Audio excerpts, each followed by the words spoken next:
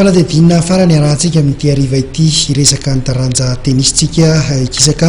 eny amin'iny faritra Ambohimagnakely iny satria dia nahazo kianja filalaovana tenisy ry zareo eny Ambohimagnakely no niezaka nataon'Andriamatoa Ralampisoa Jean moa izany izay mipetraka eny amin'iny faritra Andranonahitra Ambohimagnakely iny mitatitra indrindra izay vaovao zay ny namana Andritina Patrick. Nananganana an'le terrain de tennis zany voalohany aloha zany fianakaviana misy manao tennis, ny tena koa zany indrindra manao tennis. Ka raha ohatra jerena manodidina hoe any Antananarivo any vao misy terrain tennis nefa vao miala etsy amin'ny Masomary, etsy amin'ny sary Masomary dia embouteillage be tsy fankahitana. Dia rehefa nahita an'le toerana ohatran'ny nalalaka teo Atarana zany dia alora angaty alaina mesure matafiditra an'le terrain hoe dia atao tsara dia zay. Ny amoa zany tennis fialam-boly mbola tsy hoe za zany tsy mbola nanao compétition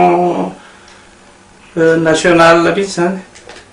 fa hoan'ny za zany mahita ankizy be dia be tia tennis fa le eo amin'le terrain zany ohatran'ny sarotra ho an'zareo mahita an'le terrain na tennis eo zany tokony mba hamparitaka le terrain tennis ho an'zareo fédération ohatra ka misy ny possibilité.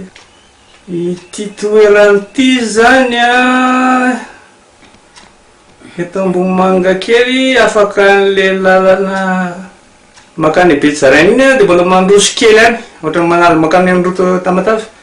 fa tsy dia lasa lavitra zany fa eo amin'le hoe akady lalana eo amin'le akady lalana zany miala dia miala eo angamba eo amin'ny 500 mètres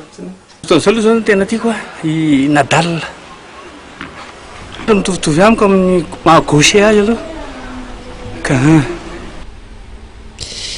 amaranantsika tanteraka ny fotoana vaovaon'ny latsaka vao izao izy ity avy any amin'ny fédération malagasy ny taranja rugby izay niatrika fananana raisam-pirenena Afrazia tatsy amin'ny nosy Maurice ny ekipa pirenena malagasy ho an'ny latsaky ny 20 taona laharana fahaefatra no misy makidy Madagasikara tamin'ireo ekipa 10 mpandray anjara zareo Afrika Atsimo no mibata izany laharana voalohany izany ny Mauricianina kosa ny resitsika teo amin'ny ampahefatalana. Izay ihany koa tompoko lasy tompoko vavy no marina tanteraka ny fandaharantsika amin'izao hariva izao isaorana betsaka ianao tany tokantrano tany nanaraka ny fandaharana hatramin'ny farany isaorana ihany koa ireo namana teknisiana niarany asa nanatotosan'ny fandaharana tamin'ity hariva ity dia mametraka ny veloma mandra-piona ho amin'ny herin'ny noto izao indray.